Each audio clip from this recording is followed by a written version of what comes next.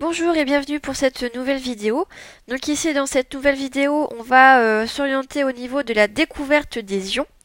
Donc avant de comprendre et de connaître ce qu'est un ion, je vous conseille très vivement de regarder l'ancienne vidéo que j'ai postée la semaine dernière concernant la composition d'un atome. Donc si cette notion-là n'est pas acquise, je vous conseille très vivement de la regarder déjà avant cette vidéo-ci.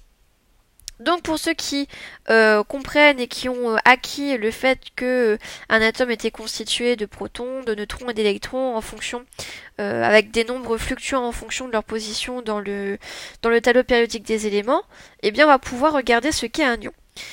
Pour cette vidéo, je vais prendre deux exemples pour vous expliquer ce qu'est un ion en sachant qu'il existe deux types d'ions. Donc pour le premier type d'ion, on va prendre par exemple l'atome de lithium. L'atome de lithium, eh bien, c'est un atome qui va posséder comme nombre de masse 7 et comme numéro atomique 3. Donc si je veux faire la composition de mon atome de lithium, je vais avoir forcément 3 protons, 3 électrons, et enfin du coup, pour avoir le nombre de neutrons, je fais 7-3 qui me donne 4 neutrons.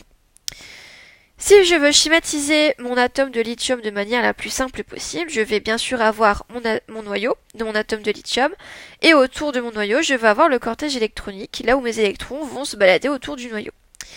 Dans mon noyau, je vais toujours avoir 3 protons et 4 neutrons. Et autour de ce noyau, je vais avoir 3 électrons. Mon atome de lithium, pour être le plus stable possible, eh bien, il ne va pas rester à 3 électrons.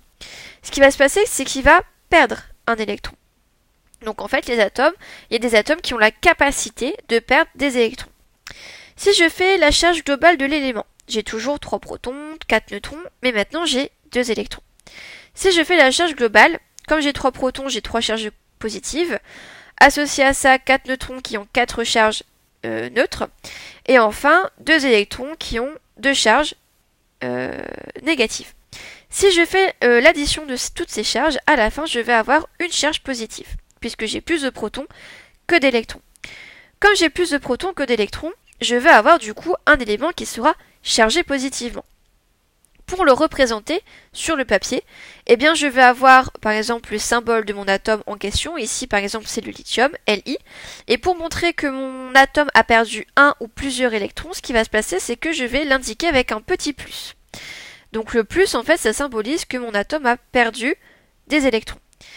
Et tout atome qui a perdu des électrons, on dit que c'est un ion positif, et donc cet ion positif a le nom de cation. Donc ça, c'est le premier type d'ion qui existe. Ensuite, deuxième exemple, je peux avoir l'atome de fluor. Donc l'atome de fluor, il a comme nombre de masse 19, et comme numéro atomique 9. Comme tout à l'heure, je fais la composition de l'atome de fluor, donc je vais avoir 9 protons, 9 électrons, et 19 moins 9, ça me donne 10 neutrons. Je vais représenter de manière très simple mon atome de fluor. J'ai toujours mon noyau en son centre ainsi que le cortège électronique autour du noyau du fluor. Dans mon noyau, je vais retrouver mes 9 protons, mes 10 neutrons et enfin mes 9 électrons tout autour de mon noyau. Maintenant, il y a certains atomes qui ne vont pas forcément perdre des électrons. Ils vont potentiellement, pour certains, en gagner. C'est le cas du fluor qui, lui, va gagner un électron. Donc comme tout à l'heure, je vais faire la charge globale de mon élément. J'ai toujours 9 protons, 10 neutrons et j'ai 10 électrons. Comme tout à l'heure, je fais la charge globale de mon élément de fluor. Comme j'ai 9 protons, j'ai 9 charges positives, 10 neutrons, 10 charges neutres. Et enfin, comme j'ai 10 électrons, j'aurai 10 charges négatives. Je fais l'association de toutes ces charges et donc à la fin, je vais avoir une charge négative, puisque forcément, j'aurai plus d'électrons que de protons. Pour symboliser cet atome qui aura gagné un ou plusieurs électrons sur le papier, eh bien je vais noter le symbole chimique de mon atome qui sera ici F pour le fluor. Et comme il y aura plus d'électrons que de protons, puisque j'ai rajouté un électron au sein de mon élément, eh bien je vais mettre un petit moins, puisque ça me montre la charge globale de l'ion qui se sera formé. Donc ici ce sera F-.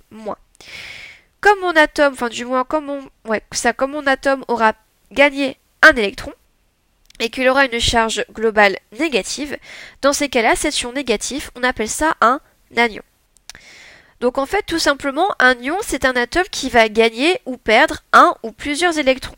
Si on prend le cas des ions positifs, comme le lithium, il aura gagné ou plutôt il aura perdu un ou plusieurs électrons. Donc du coup, il y aura plus de protons que d'électrons. Ce sera un ion positif, on appelle cela un cation.